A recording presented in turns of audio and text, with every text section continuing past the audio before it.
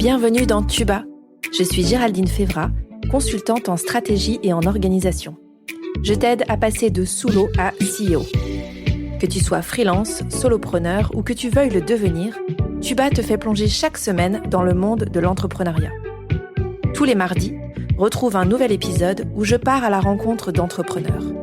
Ici, tu trouveras des idées, des conseils, des outils pour ton business, pour t'aider à entreprendre de manière libre et pragmatique. En clair, pour faciliter ton entrepreneuriat. Bonne écoute!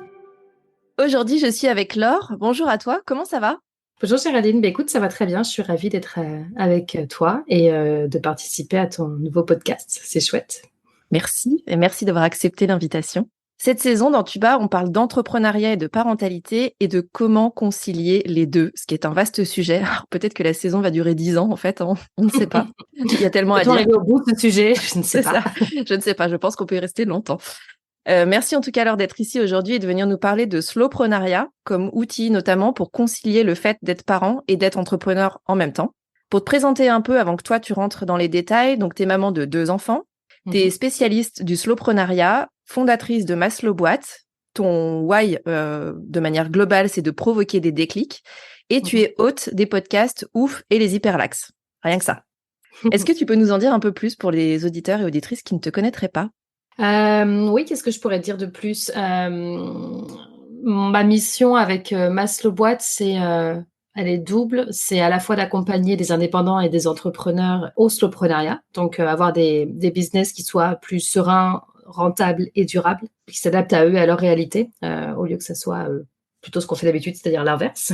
Et la deuxième mission de Maslow Boîte, c'est de diffuser ce mode d'entrepreneuriat le plus largement possible et faire qu'il y ait de plus en plus de gens qui se l'approprient, qu'ils appellent ça comme ça ou pas, peu importe, mais que ça vienne apporter un opposé nécessaire à la vision start-up qui est aujourd'hui celle qui, même si c'est une minorité de gens qui sont vraiment dans des start-up, mais en tout cas, c'est ce mode d'entrepreneuriat qui donne le ton et l'élan général cette espèce de course à la performance et à la vitesse, et le slowprenariat vient de l'autre côté du spectre pour équilibrer ça. Donc moi, mon but, c'est que ça soit suffisamment adopté par un certain nombre d'entrepreneurs et qui en parlent ouvertement pour que n'importe quel indépendant ou entrepreneur qui se lance demain puisse avoir conscience que il a le choix de placer son curseur où il veut entre les deux et que toutes les options sont viables.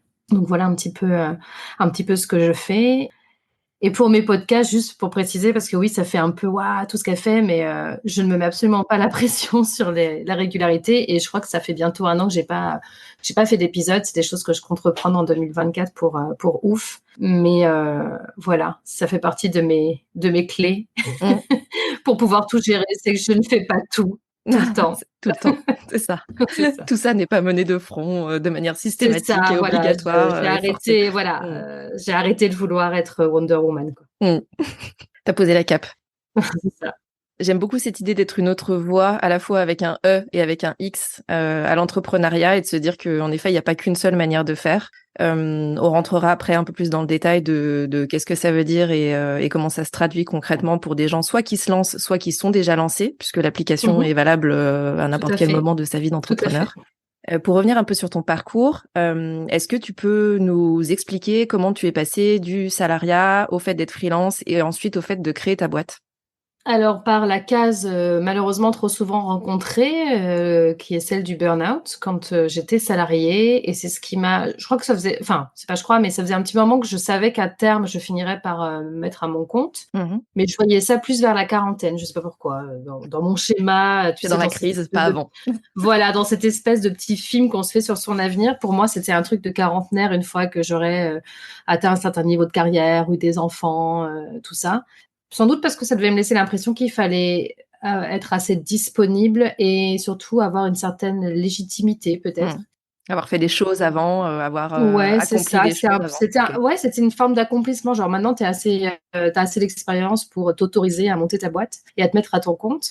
Et puis finalement, ma dernière expérience en salariat, ayant eu des bons côtés, mais aussi des côtés très challengeants en termes de santé mentale, Bah, ça m'a aussi fait prendre conscience que finalement, me mettre à mon compte, c'était pas forcément quelque chose que que je ferais à la quarantaine, parce que je me suis rendu compte à quel point j'avais du mal et de plus en plus de mal à m'adapter à des méthodologies qui me correspondaient pas. Et c'est ça qui, principalement, qui m'a menée au burn-out d'ailleurs, d'être en suradaptation constante. Et ouais, quand j'ai voulu quitter cette boîte-là, le fait de me mettre en freelance, ça m'a semblé une prise de liberté, tu vois, de pouvoir faire les choses à mon rythme, travailler moins, parce que je travaillais vraiment beaucoup à l'époque. J'étais sur une moyenne de 60-70 heures par semaine. Ça, c'était le premier truc. Et puis, arrêter de devoir suivre à la fois la vision et les méthodologies de quelqu'un d'autre. Et le freelancing me permettait de faire ça. Donc, je me suis mise à mon compte fin 2017. Au départ, j'étais freelance en tant que chef de projet externalisé. C'est ce que je savais faire. Je savais qu'il y avait un besoin qui n'avait pas forcément beaucoup de réponses pour certaines entreprises. Et donc, j'ai fait ça pendant à peu près 2 ans et demi, presque 3 ans, avant de me rendre compte qu'en fait, la gestion de projet, ça me faisait chier. Il n'y avait pas que le salariat, en fait, l'enveloppe, quelque part, il y Oui, avait non, autre non. chose Alors, qui ne collait quand pas. j'étais voilà, quand j'étais en salariat, j'avais aussi une grosse partie de ma mission, c'était du commercial, mais je suivais les projets et en soi, j'aime la méthodologie de gestion de projet. D'ailleurs, c'est quelque chose que je continue à enseigner auprès d'étudiants. Mais je me suis rendu compte que être dans ce rôle de devoir être hyper structuré, de rappeler les gens, de tenir un planning, de rappeler les choses aux gens, etc. Moi, c'est la partie stratégique en fait qui m'intéressait, Mm, mais la partie gestion de projet, c'est ça. coordination de projet, en fait, je connais parfaitement la méthodologie, je sais le faire, mais c'est vraiment pas des choses dans lesquelles je m'épanouis professionnellement. Mhm. Et ça ne vient, et surtout, c'est pas confortable pour moi, c'est pas ma manière, je suis pas structurée de nature. Mon organisation, elle est beaucoup plus fluide que ça, donc j'ai mis un petit peu de temps à m'en rendre compte, mais quand j'ai fini par mettre le doigt dessus, j'ai cherché d'autres formats. Donc j'ai notamment fait de la formation autour de ces sujets-là. Et puis en 2021, enfin fin 2020, j'ai eu envie de m'attaquer au sujet du slowpreneuriat parce que moi, c'était la manière de travailler que j'avais développée et que je me sentais très seule à ce moment-là dans Mm. cette façon de faire. J'avais vraiment cette sensation d'être à contre-courant et quelque part un peu avec l'idée que ça allait finir par me tomber sur le coin du nez, quoi. Genre, bah, en fait, pour le moment, ça marche parce que j'ai de la chance, mais il y a tellement tout le monde qui va pas dans ce sens-là que certainement, ça va finir par ne plus fonctionner. Je vais le payer un moment, ouais.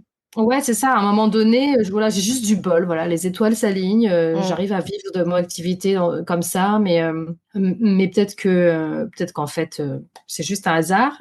Et donc, c'est ça qui m'a donné envie de parler de ce sujet-là. Mais quelque part, tu vois, j'ai vraiment fait ce choix en lançant ma slow boîte d'arrêter mon activité de freelancing. Donc, je savais pas exactement où j'allais, mais je sentais qu'il fallait que j'aille dans ce sens-là. Et je me suis dit, bah, je vais juste commencer à communiquer dessus sur Instagram et puis je vais discuter avec les gens et puis je vais bien voir Ok. où est-ce qu'il y a une opportunité de mettre ma pierre à l'édifice. Et je me suis rendu compte d'une part que j'étais pas toute seule, mais surtout que ce que j'avais beaucoup comme retour, c'était mais comment tu fais? Et donc c'est là que j'ai compris que oui, il y avait vraiment une demande Mm.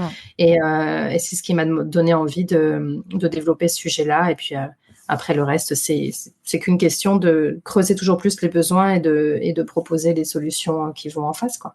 Ok. Et voilà un petit peu le cheminement. Ok. Donc, on part de t'es en suradaptation et ça te convient pas à Ouais. tu t'adaptes et tu vas vers la liberté de faire autrement. Et puis, tu commences à voir que t'as pas forcément de rôle modèle vers ce qui t'attire intuitivement et ce que tu es en train de mettre en place pour toi. Et tu te dis, j'essaie de creuser et de voir si peut-être c'est un besoin pour d'autres qui sont en train de se Ouais, poser ces questions-là ou qui sont passés par le même cheminement et c'est qui n'ont ça. pas de réponse aujourd'hui à ça, quoi. C'est ça. C'est est-ce que je suis vraiment toute seule dans mon coin et en tout cas, pas forcément toute seule, mais genre on est vraiment très peu nombreux et en fait les autres s'en foutent.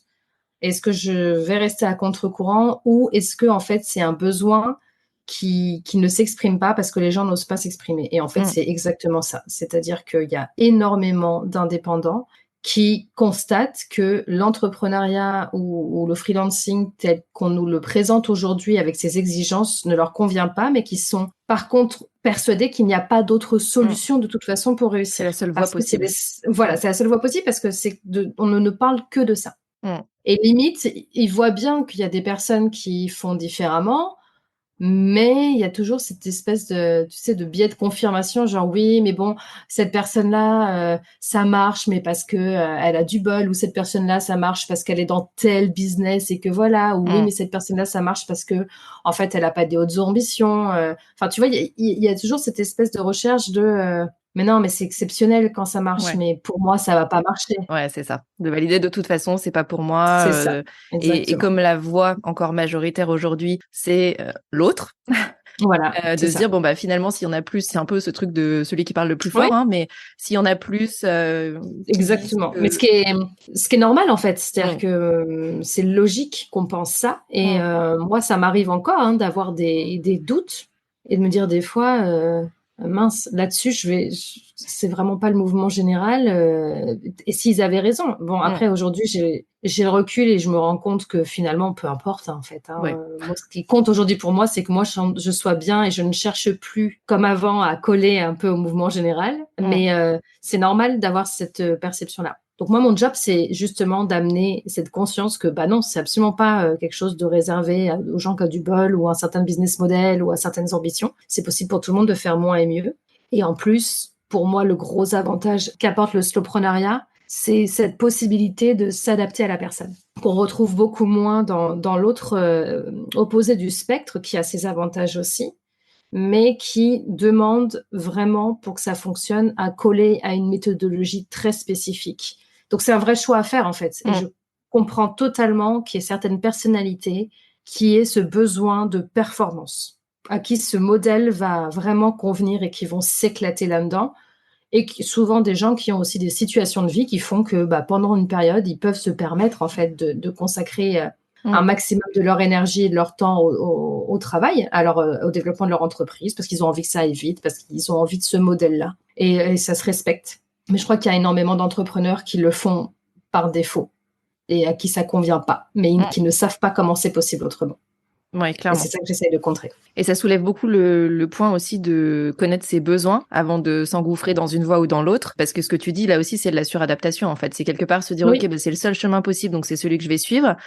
Sauf que si je connais pas mes besoins et que je sais pas ce qui moi va m'alimenter en énergie, en motivation aussi, etc. Bah, j'ai mmh. tendance à me dire ok, c'est ça le chemin. Je me pose pas trop de questions de est-ce que ça me va à moi. Je me dis que c'est le seul qui existe. Sauf que les effets de bord de ça peuvent être quand même assez Ouais, dramatiques. bah, dramatique. Et puis je crois que même au-delà des besoins, il y a aussi plein de gens qui ont l'impression, enfin qui vont adopter la vision de ce qu'est être un entrepreneur, être un indépendant, être ambitieux, etc., qui vont aller adopter la vision des autres Mm. sur ça. Tu vois, parce qu'il y a tellement ce cliché un petit peu des indépendants et des entrepreneurs à succès, et on a l'impression que bah, si on ne veut pas la même chose qu'eux, on ne pourra pas obtenir les mêmes choses. Alors, je clarifie parce que là, du coup, c'est pas du tout clair, mais en gros, si on n'a pas la même vision, je pense qu'il y a pour beaucoup cette impression que avec la réussite vient un certain épanouissement, et je parle beaucoup de réussite en termes d'impact, en termes de revenus, en termes de notoriété, tu vois, un peu cette image-là. Et on a toujours l'impression, pour la majorité des gens, que bah, quand on a atteint tout ça, on a réussi sa vie et on est heureux, etc. Et du coup, il y a plein de gens qui ont une autre vision de la réussite. C'est-à-dire que eux, ce qui les rendrait heureux, c'est pas forcément d'avoir absolument des millions, c'est pas forcément d'aller très vite, c'est pas forcément d'avoir un impact et de sauver le monde, c'est pas forcément de faire les choses avec une rapidité ou une dimension exponentielle qui soit impressionnante. Il y a plein de gens, en fait, qui seraient juste très heureux avec des bons revenus, tu vois, qui soient Mm. confortables, etc. Et puis, il y en a aussi qui veulent des vies très simples et qui ont l'impression, du coup, que s'ils assument cette vision pour eux, on va les considérer comme pas assez dans le moule, tu vois. Mm. Bah, en fait, Donc t'es t'as pas pas un ce vrai qu'il faut. entrepreneur, c'est ça quoi. T'as pas le mindset, tu vois. C'est en fait, t'es pas vraiment sérieux, t'as pas vraiment le mindset de gagnant. Bah ouais, mais Ouais. en fait, on s'en fout, quoi. Mais il y a plein de gens qui... Et c'est souvent l'image qui leur est renvoyée. C'est-à-dire que tu croises quelqu'un qui dit non, mais moi, je veux, je sais pas, moi, j'aimerais bien gagner 3000 euros par mois, mais au-delà, ça m'intéresse pas. Il y a énormément de gens qui vont leur dire non, mais ça, c'est parce que tu crois que tu n'en es pas capable. Mais tu peux faire plus. Tu as un problème, tu as des croyances limitantes, tu as des Mm. problèmes avec l'argent, etc. C'est-à-dire que tout le monde est soudainement psychologue. Tu vois, tout le monde arrive à lire dans l'inconscient des autres et on a du mal à comprendre que on a tous des visions différentes pour nous. Il y a des gens pour qui la réussite, ça va être d'aller vivre à Dubaï. Et moi, par exemple, pour moi, la réussite, c'est d'arriver à aller m'enterrer dans ma campagne et d'avoir un boulot qui me permet de vivre au milieu de la forêt et avec une bonne connexion Internet quand même. C'est la seule Quand même. exigence que j'ai. Bon, voilà. Mais tu vois, moi, quand je me projette et que je m'imagine avec ma vision de la réussite, c'est ça. Alors oui, avec certains accomplissements professionnels aussi, mais qui sont pas uniquement sur l'aspect financier. C'est aussi en termes d'impact, mais je cherche pas forcément à convaincre tout le monde, je sais pas, tu vois. Mais ça, il y a plein de gens, quand on leur dit ça, qui sont là, Ouais. petite chose, quoi. Mais c'est vrai sur l'entourage aussi, c'est-à-dire que moi je me rends compte Oui. souvent, Mhm. quand on me dit comment ça va ta boîte, c'est en termes de chiffre d'affaires et quand je dis Oui. oui, bon, ça se développe, mais surtout, c'est génial, j'ai du temps pour moi, j'ai l'impression qu'intellectuellement c'est beaucoup plus vivant qu'avant, etc. J'ai l'impression Ouais. d'avoir en face de moi des gens qui me disent ouais, enfin, ok, ouais, mais Mhm. moi ce qui m'intéresse c'est de savoir si ton chiffre d'affaires augmente, tu vois. Exactement. Alors que Ouais. moi c'est pas forcément ça ma priorité et que en effet c'est pas non plus ça mes critères de réussite en tant Exactement. qu'entrepreneur. Et donc quand on se heurte à ça, on voit aussi le chemin qu'il y a Mhm. à faire entre quelle est la réalité ou ce qu'on pense être la réalité de l'entrepreneur, à faire 90 heures semaine, à devoir doubler son chiffre Mhm. d'affaires tous les mois, et puis tous les ans, et puis Mhm. etc. Et d'autres personnes qui viennent chercher d'autres choses. Et c'est OK dans les deux cas. Et c'est pour ça que je parlais de besoin. C'est OK à condition de savoir ce qu'on vient chercher soi, pourquoi, etc. Et qu'on se soit posé la question à un moment de qu'est-ce qui m'intéresse moi là-dedans, quoi. Mais c'est ça, mais je pense que tu as raison, il y a plein de gens qui ne se posent pas la question parce que ils se disent, par exemple, tu as plein de gens qui courent après certains paliers de chiffre d'affaires Mm, parce que ils ont l'impression que c'est ce qu'on attend d'eux en tant qu'entrepreneur et que mm, il faut aller chercher ça, mais qu'ils se sont même pas demandé, mais je voudrais avoir cet argent pour en faire quoi? c'est ça.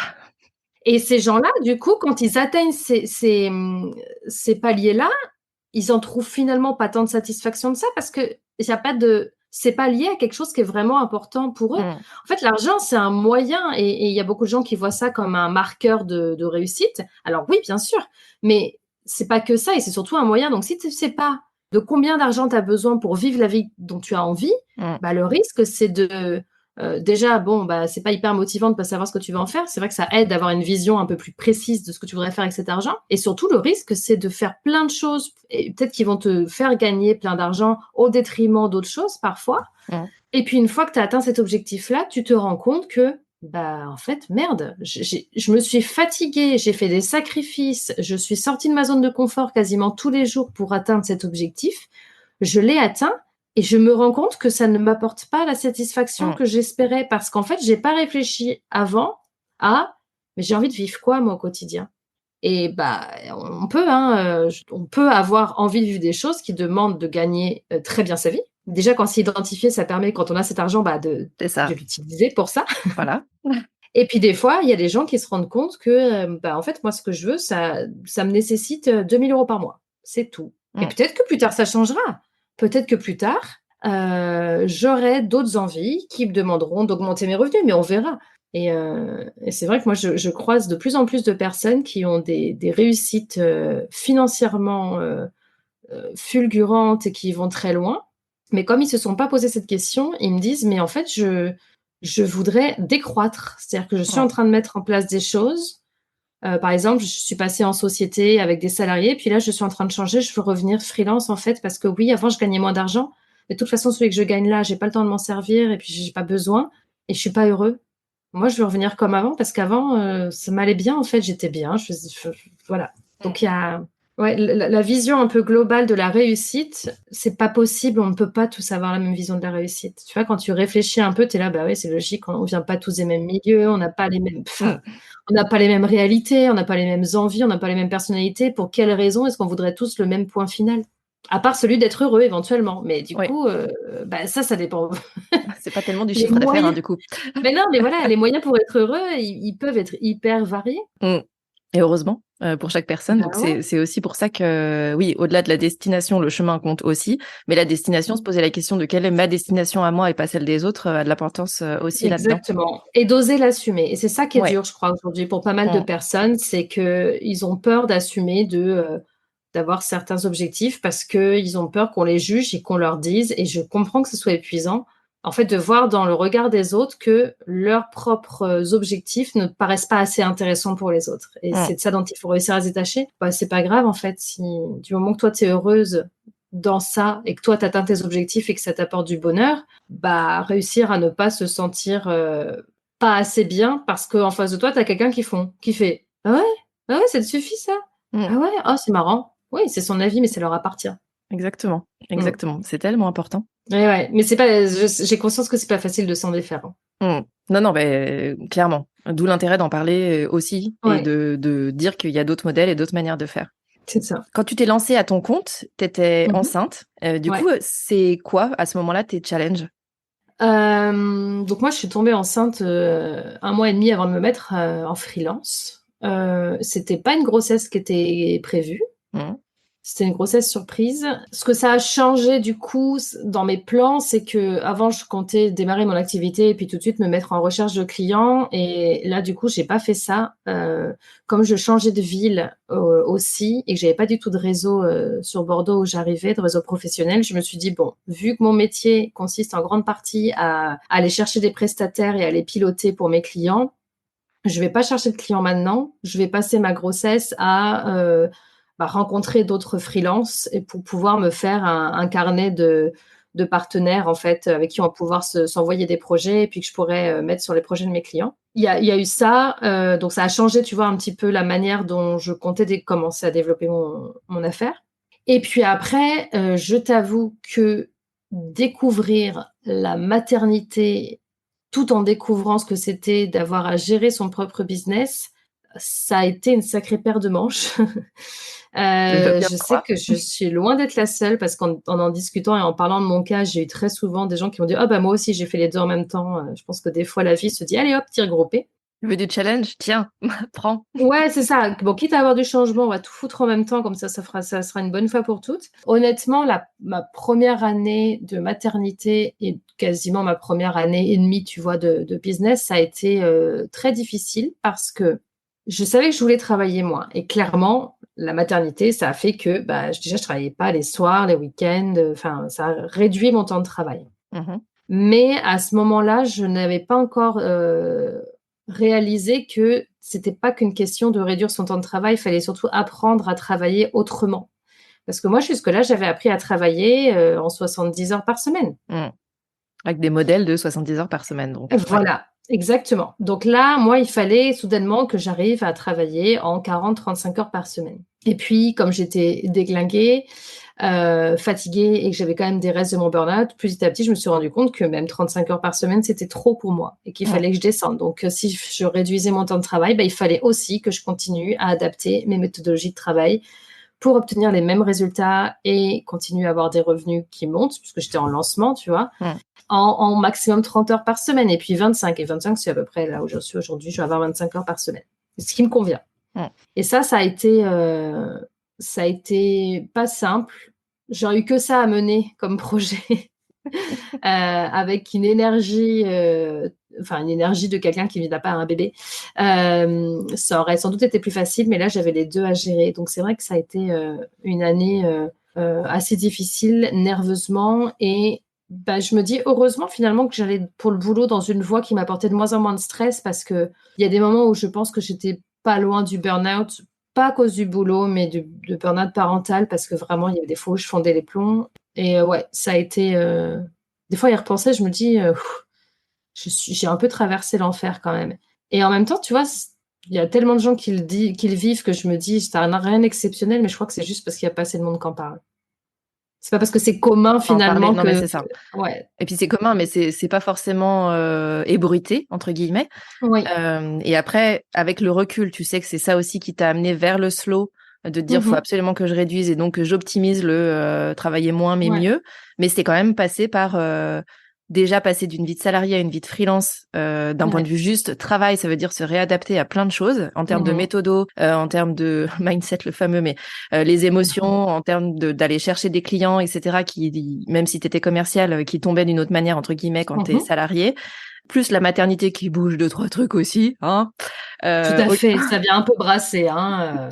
c'est le cocktail Molotov quand même, intéressant, mais qui, par ces contraintes-là, t'as aussi poussé à te dire à être dans l'adaptation là pour le coup et à trouver des moyens de t'adapter pour arriver à quelque chose qui te convenait, quoi.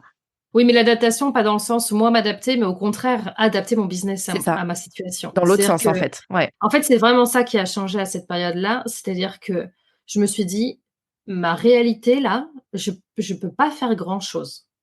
En tout cas, ça m'a semblé plus facile de changer des choses et d'adapter mon boulot que de demander à mon fils d'1 an de s'adapter, tu vois? Ouais, Pour bah, moi, je sais qu'il y a aussi des choses qui sont faisables en termes de parentalité. C'est-à-dire que j'aurais pu travailler sur comment moi, en tant que parent, je fais pour moins subir et vivre mieux les choses.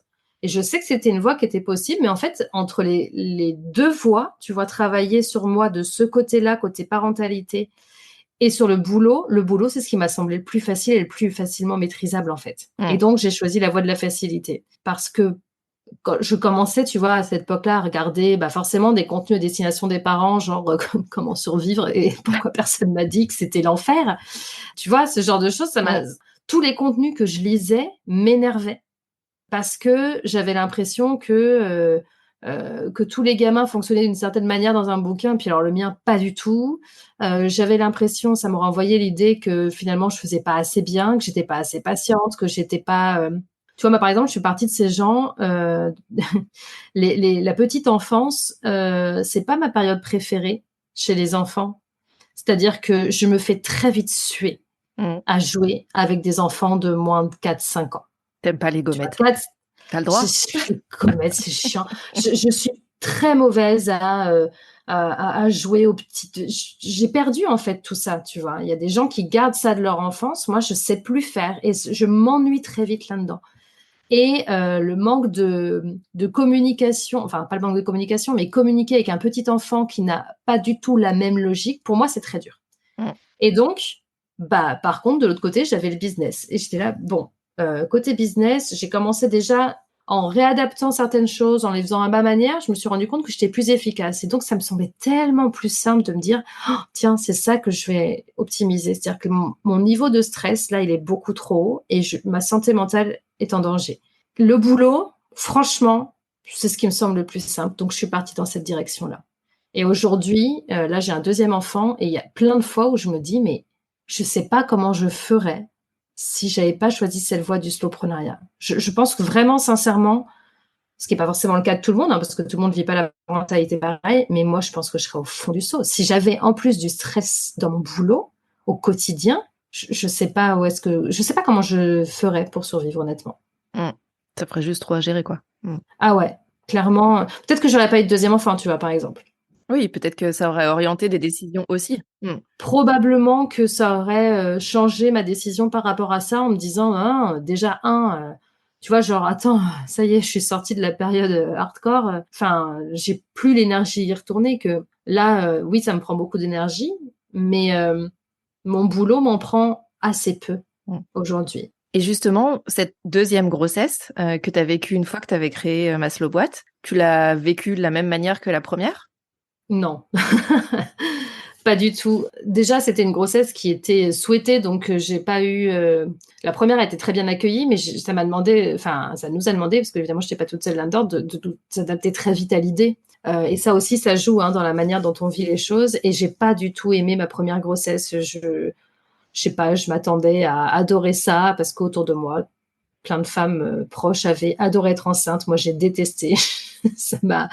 Ça m'a fait beaucoup de mal en termes de confiance en mon corps, d'appréciation de mon corps. J'ai vraiment du mal à vivre ces changements et je pense que c'est aussi lié au fait que c'est arrivé à un moment où j'étais mûre en termes d'âge, mais j'étais pas prête à ça. Ça faisait même pas 6 mois que j'étais avec le papa. Enfin, c'est arrivé un peu brutalement. Le deuxième, déjà, c'était souhaité. C'est pas arrivé tout de suite, donc c'était même attendu. Et j'avais aussi donc là, j'avais lancé Maslow Boîte. Donc j'étais déjà dans un business qui me correspondait plus, qui me motivait beaucoup. J'avais déjà pas mal réduit mon temps de travail. J'avais trouvé comment travailler à ma manière. Donc j'étais vraiment plus sereine et je savais que le travail ne serait pas un problème. Et comme j'ai l'habitude d'être assez transparente et de partager ma réalité avec mon audience, je savais que ce serait pas du tout problématique aussi d'annoncer que je suis enceinte, d'organiser les choses. Enfin, tu vois, j'avais pas d'angoisse par rapport à ça.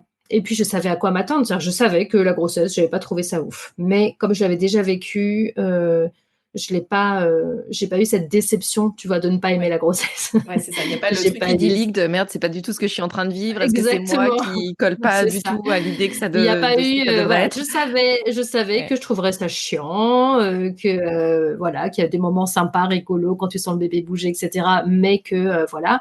Et en fait, moi, ma carotte, c'était vivement que j'accouche parce que par contre, j'ai adoré accoucher la première fois et donc j'avais trop hâte d'accoucher la deuxième fois. Ouais, je sais, je suis un peu particulier là-dessus, mais c'était un peu ma carotte, genre allez. Et puis en plus, je savais que ce serait le deuxième et le dernier, donc j'avais vraiment hâte de ce passage. Donc la grossesse s'est mieux déroulée pour ça aussi, parce que je savais à quoi m'attendre. Donc je me faisais plus d'illusions en fait. J'avais pas d'attente particulière par rapport à ce qu'allait m'apporter la grossesse en termes d'épanouissement. Et ça m'a pas mal réconcilié avec mon corps aussi, parce que tu vois, je pense que ça a été vraiment vécu très différemment. Et surtout, ce que j'ai changé, c'est que j'ai pris un congé maternité plus long.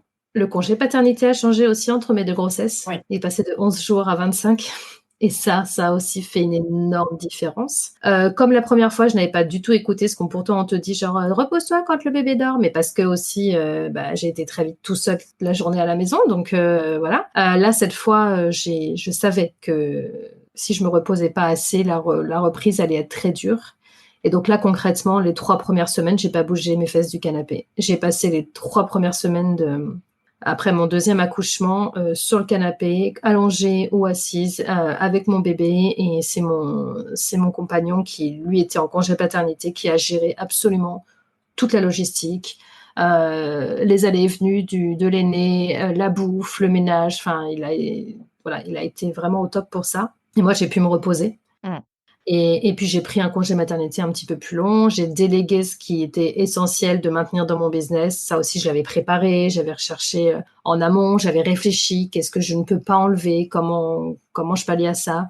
Mes clientes étaient au courant. En plus, j'ai pas mal de clientes qui rentraient dans mon accompagnement juste avant que je parte en congé maternité. Mais quand j'ai communiqué sur l'accompagnement, je l'ai dit, c'est-à-dire que c'était très transparent et les personnes qui se lançaient dedans savaient que les premiers mois, j'allais pas être présente. Mais en fait, c'était simple parce que j'ai dit les choses, j'ai anticipé en fait, dès la fin du premier trimestre, j'en ai parlé. Et en fait, je crois que souvent, tu sais, on n'ose pas trop partager ça avec nos clients parce qu'on se dit, oh là là, c'est pas pro. Mais moi, honnêtement, ça m'a énormément aidée. Parce que, ouais, ce sont des choses qui sont communes. Et à la limite, les gens qui auraient pu trouver ça pas professionnel, j'ai juste pas envie de les avoir dans mes clients. C'est juste pas tes clients cibles, en fait. Mais en fait, c'est Donc... ça. Et en fait, tu vois, après mon premier retour de congé maternité, les premiers clients que j'ai eus, mon contact, c'était une femme de 45 ans, je pense, qui n'avait pas d'enfant. Je sais pas si c'était par choix ou pas, je lui ai pas posé la question, mais elle m'a très vite fait sentir que le fait que je sois nouvellement mère, elle n'avait pas envie de l'entendre parler. Et donc, j'ai vécu aussi ce truc de se dire, parce que moi, évidemment, pour moi, c'était, oh là là, évidemment, c'est hyper commun pour les autres, mais toi, quand ça t'arrive, t'as l'impression qu'il t'arrive un truc extraordinaire. J'en parlais pas tout le temps, mais tu vois, c'était par exemple juste en me disant, quand on devait caler les rendez-vous, je pourrais pas arriver avant 10 heures parce que je dépose mon fils à la crèche à 9 heures. Et tu sais, avec une certaine fierté, c'est tout ce que je lui disais en soi. Mais je me suis pris des pics, des fois, où elle me faisait bien comprendre que, non, mais ça vous dit ça parce que vous venez d'avoir un bébé et pour vous, tout tourne autour de ça, quoi. Enfin, tu vois, ce genre de choses. Oui. Et là, je me suis dit, mais en fait, tiens, c'est pas accepté finalement. Ouais, là, je me suis dit, mais moi, je veux plus de clients comme ça. Non, mais c'est ça. C'est pas accepté par les clients avec qui t'as pas envie de C'est bosser, pas en fait. accepté. Ah, bien sûr. Et c'est aussi ça qui m'a encouragée la deuxième fois à me dire, ah non, mais je vais en parler très clairement dès le départ. Je vais rien cacher. Je vais partager quelle organisation je compte faire et voilà, y compris dans des périodes commerciales. C'est-à-dire que ceux à qui ça pose un problème, ils attendront que je sois revenue. Et puis voilà. Et du coup, sur le moment, ça n'a posé aucun problème. Peut-être qu'il y a des gens qui n'ont pas aimé, mais du coup, ils ne l'ont pas dit en tout cas. Ils se sont tus et puis ils sont partis de leur côté et ça me va très bien. Et c'est vrai que je suis revenue de mon congé maternité beaucoup plus reposée que même en fin de grossesse. J'étais plus fatiguée en fin de grossesse qu'en mon retour de congé maternité. J'ai repris jusqu'aux 9 mois de mon fils. Il était avec moi à la maison. Donc ça a été une sacrée expérience aussi, mais que j'avais envie de mener. J'ai pas eu envie de chercher le moyen de garde trop tôt. Je voulais voir jusqu'où je pouvais aller. Où sont mes limites? Ah, ça y est, là, je crois que je viens de les trouver. Ouais, déjà, j'avais envie de profiter de lui, un peu plus longtemps que pour le premier, qui avait été en crèche à dès 3 mois et demi. J'avais trouvé ça tôt. J'avais envie de le garder avec moi plus longtemps et j'étais curieuse de voir sur le boulot qu'est-ce que j'allais. Je m'étais pas mis de gros objectifs, tu vois. Je m'étais dit, de toute façon, cette année, elle est particulière. Puis je voulais voir ce que ça donnait. Je me dis, bah, je pense que ça va même me faire monter en compétence sur ma capacité à être efficace, etc. en peu de temps, parce que bah, je vais jamais savoir combien de temps j'ai devant moi. Et ça a été le cas. Et ouais, sur la fin, c'était relou. Par contre, quand j'ai compris que ah non, mais là, j'arrive plus à faire 5 minutes de travail d'affilée. Donc la période entre ça et le temps de trouver une solution de garde, ça a été un peu plus compliqué, un peu plus frustrant. Mais au final, donc c'était 2022, ça a été ma meilleure année en termes de rentabilité, parce que c'est l'année où j'ai le moins bossé de ma vie et où j'ai fait le plus de chiffre d'affaires. Alors c'était le fruit aussi de ce que j'avais mis en place Bien avant, sûr, mais en c'était fait, préparé, anticipé, etc. Mais pour autant, la réalité factuelle, c'est moins mais d'heures la et plus réalité de CA. factuelle, c'est que j'ai fait ma meilleure année en termes de revenus et de chiffre d'affaires et j'ai bossé 6 mois et demi. Donc, Voilà. donc ouais, tu vois, finalement, alors là, cette année, tu vois, je vais me maintenir à peu près en chiffre d'affaires, alors que je suis pas partie en congé maternité, mais c'est aussi parce que 2022, j'avais vraiment le côté résultat de toute l'année 2021 qui portait ses fruits. Donc, c'est ça qu'il faut analyser. Mais en tout cas, ça ne m'a absolument pas plombé mon business. Et c'est ça que je retiens. Donc, ouais, anticiper. Écoutez les gens quand ils vous disent non, mais faut te reposer, même si tu as l'impression que tu sers à rien là, pendant 3 semaines. Mais vraiment, repose-toi. ce mois-là, après l'accouchement, mais notre corps, il prend tellement cher, quoi. Il prend tellement cher que faut. Ouais, on n'a pas l'impression de faire grand-chose, mais si, intérieurement, il y a du taf. On est juste en train de récupérer, c'est ça, même si ça se voit pas. C'est ça, et de s'occuper et d'être pleinement dédié à son bébé, ce qui est aussi un travail en soi, qui demande beaucoup de disponibilité. Et en fait, c'est beaucoup plus facile quand on a que ça à faire aussi. Alors après, tout le monde ne peut pas se le permettre, hein. J'ai conscience qu'il y a des gens qui sont dans d'autres situations. Mais par contre, les personnes qui sont accompagnées, entourées d'un conjoint ou de la famille, mais qui ont cette possibilité-là, je crois vraiment qu'il faut réussir à s'affranchir de cette impression de oh là là, je vais être une loque pendant un mois. Ouais, mais en même temps, t'as que ça à faire là pendant un mois. Te laisser être une loque, t'occuper de ton bébé et le reste, en fait, ça peut attendre. À l'échelle d'une vie, je pense que la priorisation sur un mois de soi et son enfant, c'est pas non plus excessif. À l'échelle d'une vie, mais même pour la suite, c'est-à-dire qu'on a l'impression de vite, vite, il faut reprendre, vite, vite, il faut être de nouveau opérationnel. Mais franchement, je pense que tu prends dans 6 mois après l'accouchement, si tu as pris ce mois pour te reposer, je suis sûre que tu as accompli plus de choses que si tu t'es pas écouté et que tu es retourné beaucoup trop vite dans le travail, dans les efforts, et puis le travail même, y compris à la maison, etc. C'est sûr.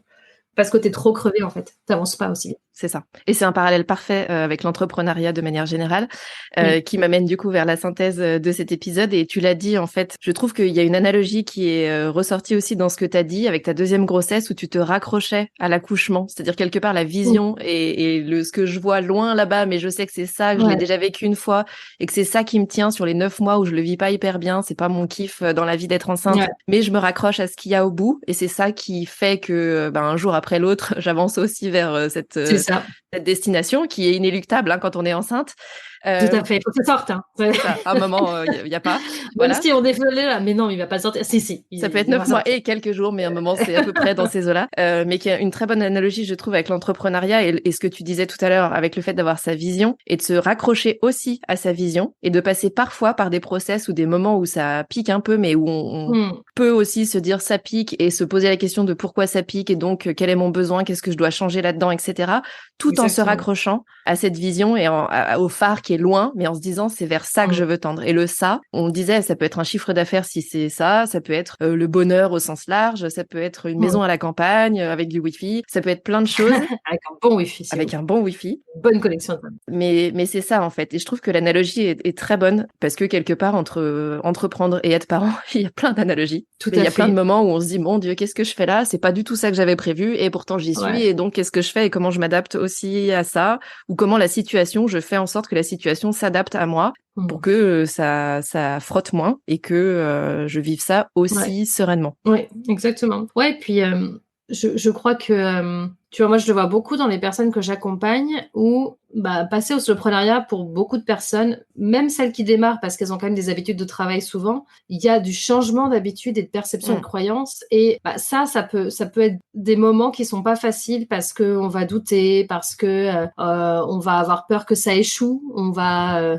puis on va devoir changer d'habitude. Donc changer les habitudes, c'est très compliqué pour le cerveau, pour tout le monde. Et le fait de savoir pourquoi on le fait et que c'est parce que on a décidé qu'il n'était plus question de travailler en s'épuisant ou en s'adaptant tout le temps, ça aide aussi à passer ça parce qu'on sait pourquoi on le fait. Et autant, tu vois, moi, j'essaye de rendre ça le plus doux possible pour les gens parce que je suis aussi contre cette fatalité de pour avoir des résultats, il faut souffrir.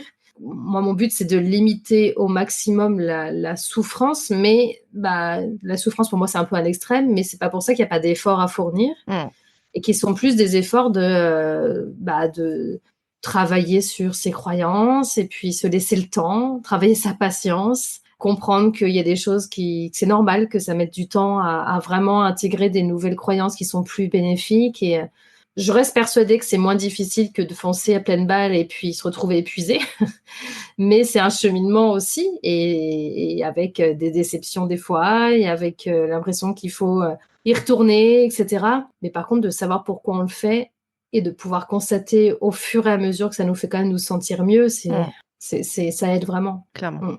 Tes prochaines actus, Laure, c'est une nouvelle expérience autour de la culpabilité, bientôt. Ouais. Et l'école Maslow Boîte qui est en cours. Donc, n'hésitez pas, vous qui nous écoutez, vous pouvez retrouver tous les liens pour joindre Laure sous la description de cet épisode. Et vous aurez donc toutes les informations de ce qui est en train ou de sortir ou qui va venir.